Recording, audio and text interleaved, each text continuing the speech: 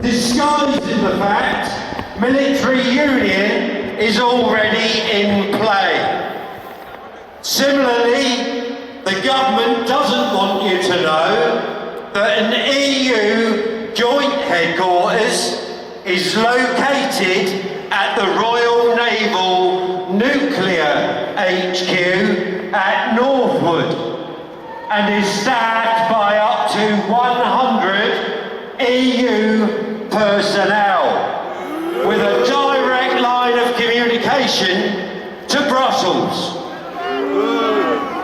This JHQ was built by the Royal Navy to full NATO nuclear specification through direct funding, and there are 3 more of these JHQs in Potsdam, Paris and Greece. Each one of these HQs can trigger a full military operation on a pan-European basis with boots on the ground in under 24 hours. How safe do you feel now? If you truly believe in your country, your sovereignty, and want to continue sleeping in your beds in the knowledge that your armed forces are standing a post to keep you safe, you must bring this issue to your MP. Irrespective of what party they represent in your area, my advice is to broach the subject of military union on the MP's Twitter feed, which is open source and reduces the risk of deniability. Throughout history, a nation's strength is measured by its ability to defend itself, and this can only be achieved through autonomous command and control, the ability to keep the enemy guessing, and a pact with our allies that allows us to defend our own areas without interference, fear or favour. The only Brexit deal agreed by Mrs May's government is military unity, and the politicians have been whipped up and intimidating into saying nothing. We need Jared and his team to break the parliamentary silence.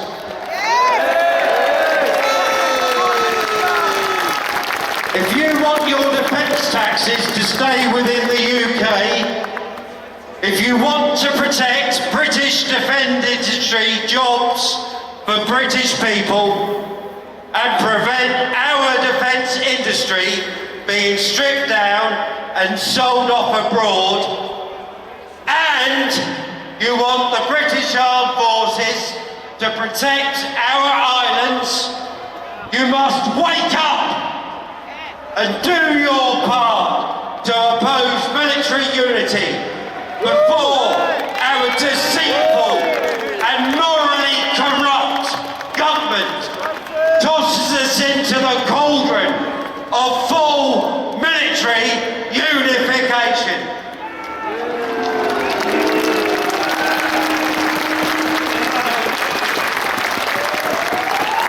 The price of such a folly as military union will be far more than the people of this country can afford to pay.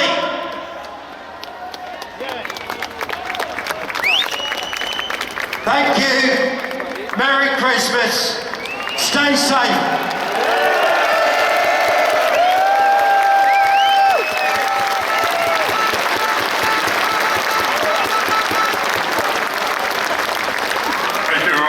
Thank you very much indeed. Okay, well, you've heard a lot of talk up here on the stage here.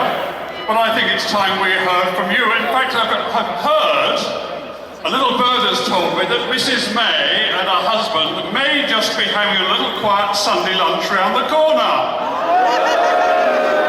I think she needs to hear from us all, doesn't she? So let's tell her what Brexit means. Brexit means exit. Brexit means exit. Brexit means exit. Come on now.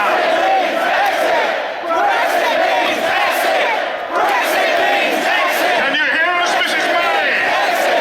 Can you hear us? Thank you very much indeed. Nice to see you exercise your lungs too. Okay, the next speaker we have is a well-known YouTuber, and like all of you, he is always politically incorrect, because we like to do that, don't we? And he likes to fight for free speech. It's Sargon of Akkad, also known as Carl Benjamin. Give him a hand. Thank you very much, everyone. Everything else has been a bit serious, so I thought we'd take a few minutes to laugh at the woes of the European Union, if that's okay with you chaps. Not going brilliantly, is it? How's the Jupiterian presidency in France going, Mr. Macron? Good to see the yellow vests represented. You know, yesterday they had the European Commission barricaded by the police because of a revolt in Brussels. Very interesting times. So, I don't know whether they're paying attention, and I think I aim this to the communist Remainers that are behind us. How are things going in Europe? How is the right-wing populist movement that you're breeding all across the continent going to affect the European Union? Are they looking at their poll results? Macron's Paris is in flames. This whole project looks like it's about to fall apart.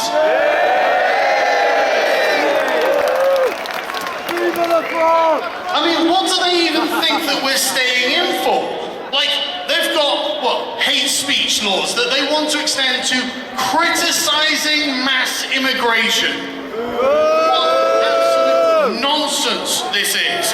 And that's just the start of the invasive bureaucracy that wants to come for every minuscule part of your life, because they won't leave you alone. And at every point they demand more sovereignty, and at every point the spineless conservatives seem to want to give it up. Because this is genuinely the problem that we're coming into. Who makes the decisions of your life? Is it the technocrats in Brussels, or is it you, the good people of this country?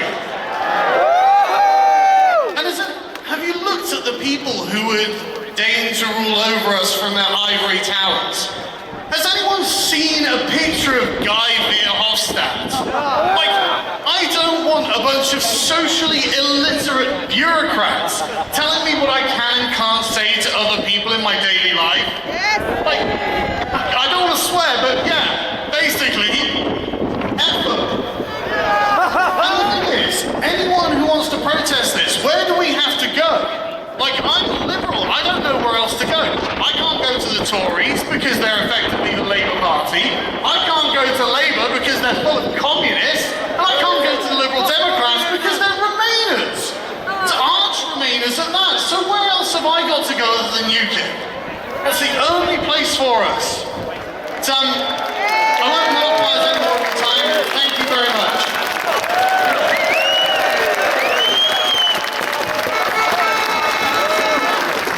Thank you very much indeed. Excellent. Very good. A nice short, brief one. Okay. Now, you have to begin the next speaker. Okay. He once was a Tory. But he's seen the light. He's a member of UKIP in the Welsh Assembly. He's come all the way to Wales. Neil Hamilton, give him a big hand. Well, good afternoon, everybody. Prynhawn da chi gyd, as we say in Wales.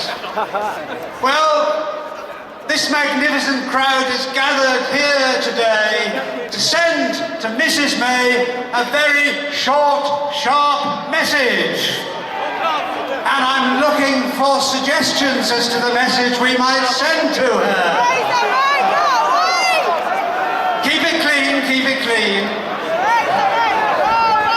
Well, you've got to give Mrs. May one thing. She is a political genius. She has been able to do what I never thought anybody would be able to do.